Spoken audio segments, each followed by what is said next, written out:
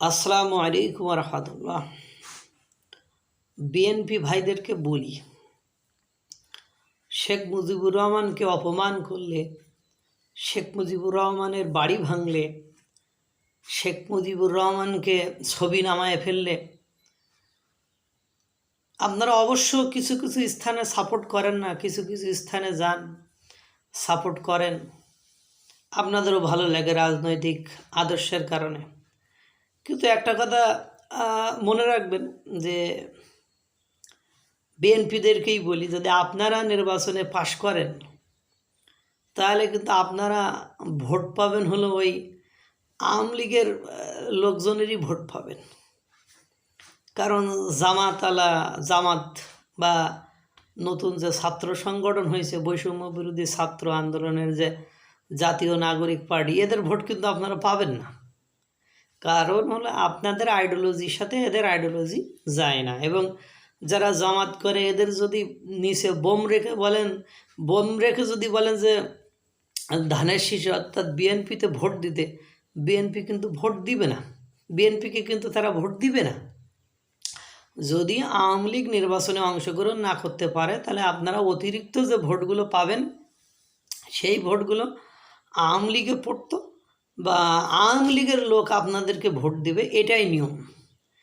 কিন্তু দুর্ভাগ্য হলো সত্য, তারা যাকে আদর্শ মানে, তারা যাকে মেনে চলে, তারা যাদের আদর্শে চলে, তার বাড়ি ভাঙার সময় আপনারা নীরব ছিলেন। সারা বাংলাদেশে তার যে মোরালগুলো, তার যে গ্রাফিতিগুলো ভাঙা হলো, তখনও নীরব ছিলেন। ভাবছেন যে শেখ হাসিনা আমাদের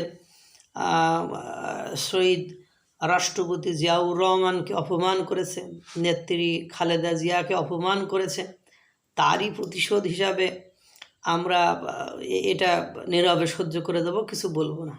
কিন্তু এতে করে কী হবে বলেন তো, যে এই যে আওয়ামীপন্থী লোকগুলোর ভোট আপনারা হারাবেন।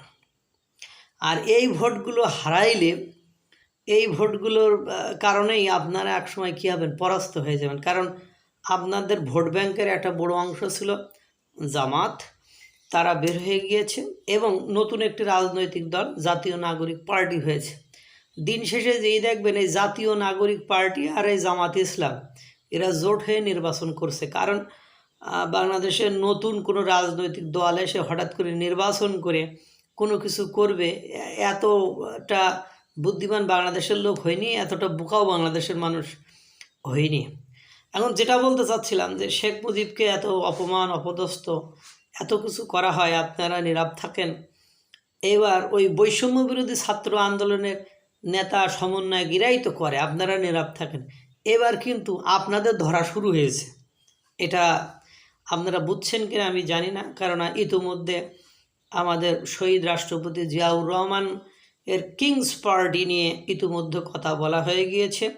কদিন পরে দেখবেন ও স্বাধীনতার ঘোষক না, একথা বলে দিচ্ছে। ওই বৈষম্য বিরোধী ছাত্র আন্দোলনেরাই, নেতাকর্মীরাই বলবে। কারণ তারা যখন রাজনৈতিক মাঠে নেমেছে আপনাদের কুৎসা রটনা করবে এবং প্রত্যক্ষ না হলেও পরোক্ষভাবে সকলেই একটা কথা বলছে যে জামাতের বি টিম হিসাবে এই বৈষম্য বিরোধী ছাত্র আন্দোলনেরা কাজ করেছে বা করেছে, সেটা তাদের কিছু নেতাকর্মীদের আচার আচরণ দেখে বোঝা যাচ্ছে।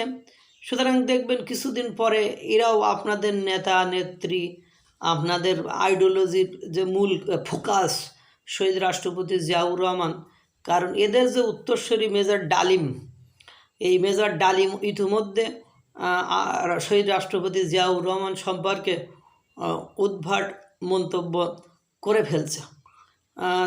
তিনি বলছেন যে 30-40 হাজার নাকি লোককে হত্যা করেছেন, মানে সেনাবাহিনীর লোকদেরকে হত্যা করেছিলেন শহীদ রাষ্ট্রপতি জিয়াউর রহমান। এদেরই আদর্শের গুরু ইলিয়াস হোসেন ওই সেই মেজর ডালিমকে নিয়ে সেই বক্তব্য দেওয়াইছিলেন এবং বলেছিলেন যে শহীদ রাষ্ট্রপতি জিয়াউর রহমান বাইরে কোদাল নিয়ে ঘুরলে কী হবে, ওনার ভেতরের আর বাইরের দৃশ্য এক নয়।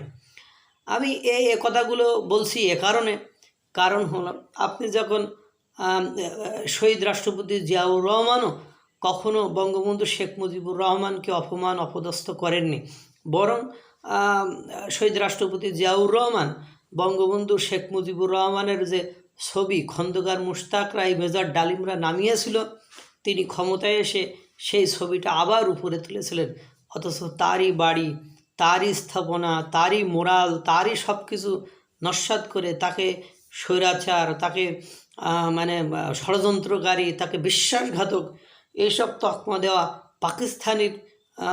পাকিস্তানরা এদেশে এখন সগর্বে মাথা উঁচু করে চলাফেরা করতেছে। এটাই দেখবেন আপনাদের ক্ষমতায় যাওয়ার জন্য একটা গোদের উপর বিস্ফোরা হয়ে দাঁড়াবে। এখনও যাকে যে সম্মান প্রাপ্য তাকে সেটা দেন। দেখবেন আপনারা যদি আওয়ামী লীগ নির্বাচনে না আসে তাহলে আপনারা বেশ উপকৃত হবেন। আল্লাহ তাআলা সকলকে ভালো রাখুক, সুস্থ রাখুক। আসসালামু আলাইকুম ওয়া রাহমাতুল্লাহ।